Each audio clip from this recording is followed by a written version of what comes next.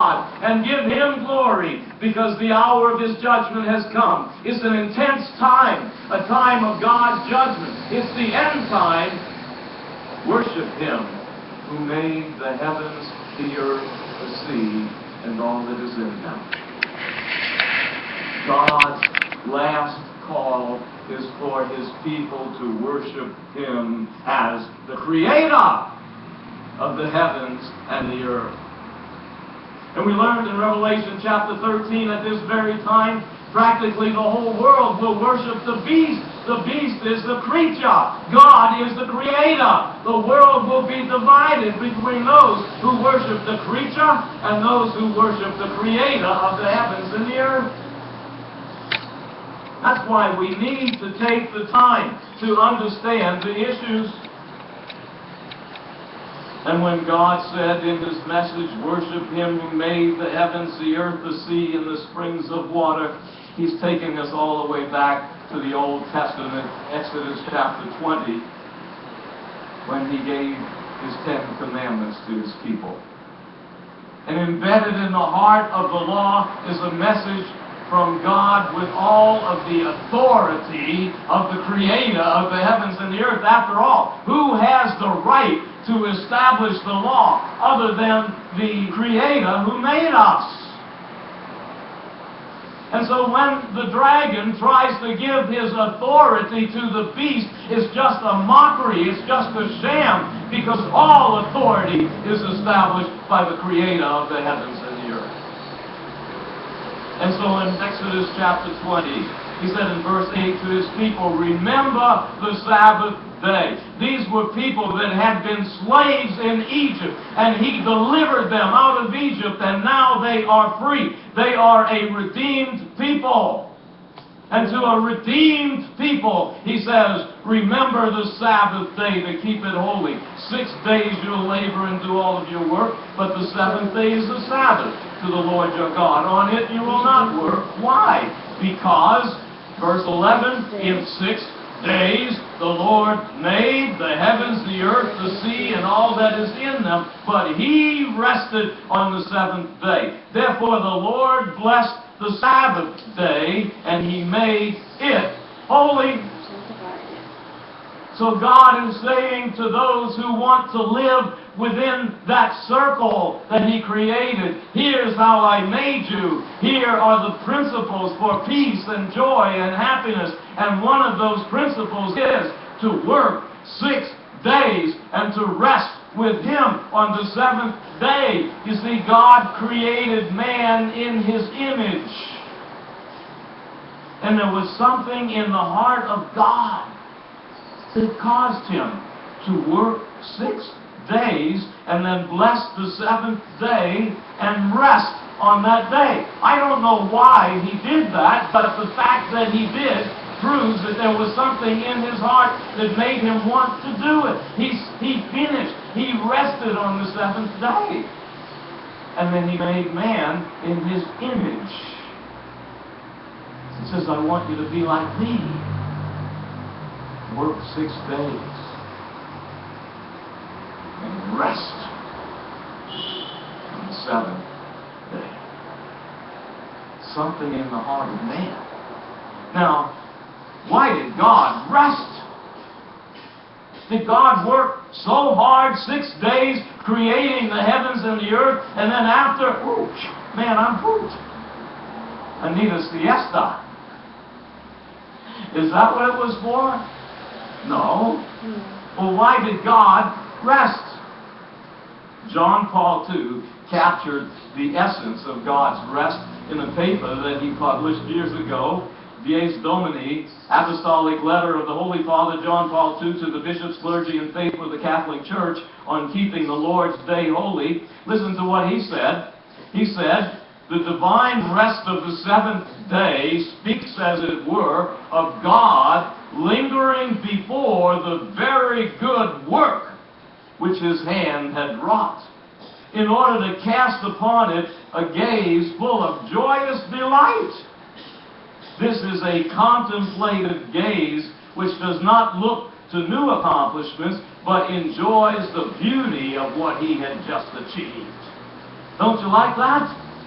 God worked 6 days and He rested. You know, my wife, she has so much talent. She can do all kinds of things. And she paints pictures too. You know, I don't know if you've ever seen an artist paint. Dina's up there painting, and I'm looking at the picture. Looks done now, right? Nope, not done yet. Well, why not? Watch. And she gets the brush and puts a little paint on there and goes, whoop. Did you see that? No, I don't see. Well, it's not ready yet. There's another one. I can't tell the difference. But soon, she puts down the brush, steps back, and rests in the picture she had just painted. That's what God did. He created everything. The crowning act of creation was the man and the woman. And when He had finished that, He put down the brush, stepped back, and rested in what He had done. What a picture of God. John Paul II captures that beautifully. Interestingly, he goes on to say, God blessed the seventh day and He made it holy. Genesis 2:3. And that's correct. It's exactly what we just read from the Bible. Mm-hmm. But curiously, in the next paragraph, Sunday then is the day of rest because it is the day blessed by God and made holy by Him and set apart from the other days to be among them the Lord's day. Now, how can He say, God blessed the seventh day and made it holy, therefore Sunday is the day that God blessed? Because when I look at my handy little calendar on my desk, it says the seventh day is Saturday, not Sunday. Amen. And when I open my encyclopedia that's sitting right here for me, this is the S volume, and I open it up to the word Sabbath, and even the World Book Encyclopedia says Sabbath comes on Saturday, the seventh day of the week. But today Christians observe the Sabbath on Sunday because that's the day they believe Jesus rose from the dead on the first day of the week. But the seventh day, it says, is the Sabbath. So how can John Paul II say that God blessed the seventh day and then, therefore, Sunday is the day that He made holy? Well, maybe he thinks Sunday is the seventh day. Well, how could he say that? God rested. He created the man and He rested. Sometimes people tell me, oh, well, if that's so good, I want to do every day. I want to keep holy every day. I want to rest every day. You can't do that for two reasons. One, God said, I worked 6 days. And I rested on the seventh day. And I want you to work 6 days and rest on the seventh day. Working 6 days is just as much a part of entering into the Sabbath rest as resting on the seventh day. No lazy Christians, sorry. Amen. Can't do every day. Can't rest in God every day like you can on the seventh day, because that's the day God rested. And secondly, He did not bless any other day. The Bible tells us God blessed the Sabbath day and He made it holy. Genesis chapter 2, God blessed the seventh day and He made it holy. He did not bless the first, second, third, fourth, fifth, sixth day. He blessed the seventh day. And He made that day holy. So we can't keep any day holy. We have to keep the day God made as holy. Now, some people try to say, well, I start my work on Monday, so my seventh day is Sunday. That's why John Paul II said that. No.